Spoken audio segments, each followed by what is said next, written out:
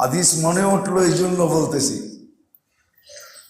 আল্লাহ রসুল যখন জান্নাতে যাবে তো দেখবে আল্লাহ রসুলের আগে আগে একদল মহিলা জান্নাতে ঢুকতেছে। আল্লাহ রসুল জিজ্ঞাসা করবে তোমরা কারা আমার আগে? তো বলছে আপনারই উম্মত। বলছে আমার আগে কি করে? তা বলছে আমাদের পরিচয় তো জানেন। তো বলছে তোমাদের পরিচয় কি? যৌবন অবস্থায় স্বামী মারা গেছে, সন্তানের দিকে তাকায়া আর কোনো বিয়ে বসি নাই, জীবনটাকে সন্তানকে মানুষের মতো মানুষ করার জন্য, দিনদার বানানোর জন্য কাটায়া দিছি। তো আল্লাহর রসুল বলবে হ্যাঁ তোমরা এটার যোগ্য। বলেন